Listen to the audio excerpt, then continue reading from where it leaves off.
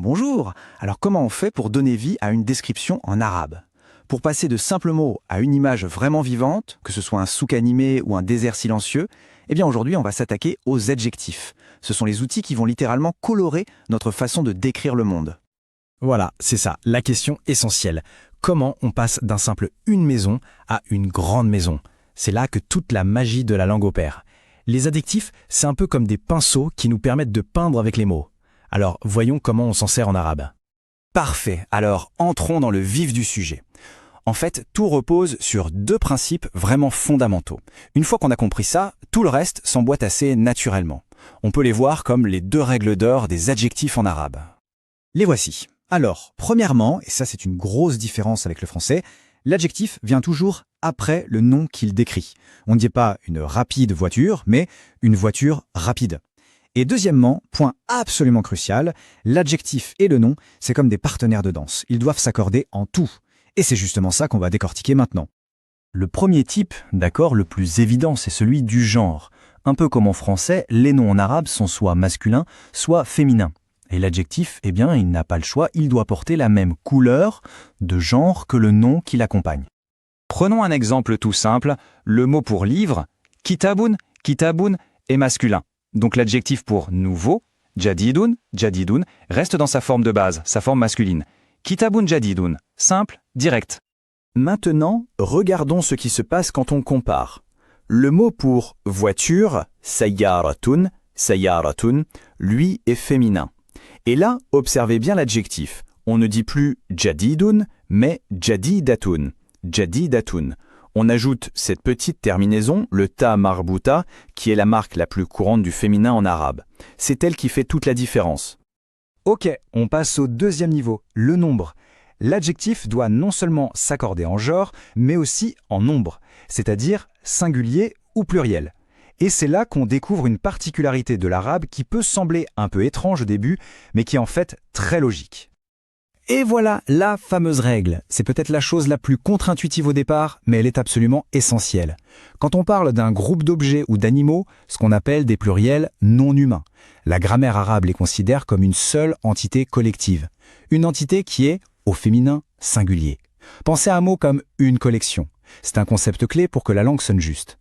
Regardons cet exemple, il est parfait pour illustrer ça. On a vu un livre neuf, kitabun jadidun, logique. Mais pour dire des livres neufs, attention, le nom livre, kutubun, kutubun, est bien un pluriel non humain. Et donc, l'adjectif ne se met pas au pluriel, non. Il se met au féminin singulier, jadidatun. C'est comme si on disait une collection de livres neufs. Une fois qu'on a ce réflexe, tout devient plus simple. Et cette règle s'applique partout. Par exemple, pour des voitures neuves, c'est le même principe.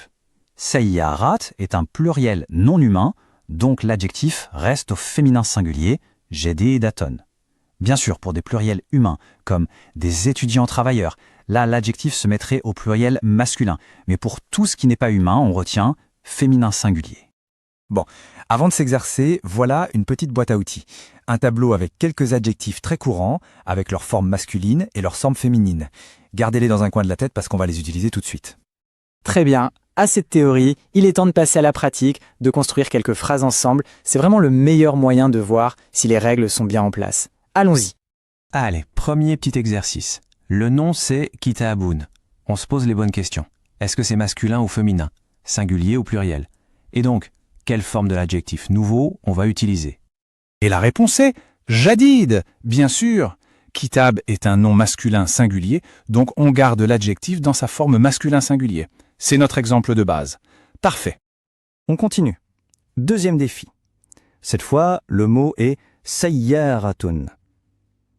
On se souvient de ce qu'on a vu, ce mot se termine par un ta marbuta, ce qui est quand même un sacré indice sur son genre. Et la réponse est sari'atun, exactement. Voiture est un nom féminin singulier.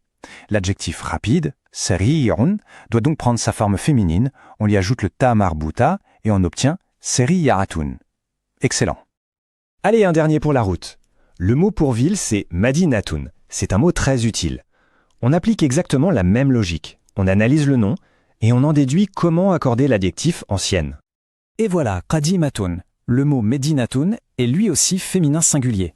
Donc l'adjectif ancien, qadimun, doit s'accorder et devenir qadimatun.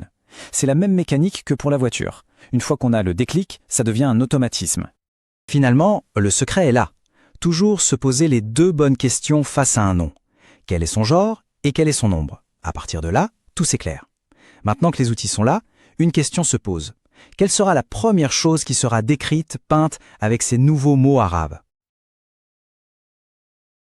Aimez-vous cette leçon?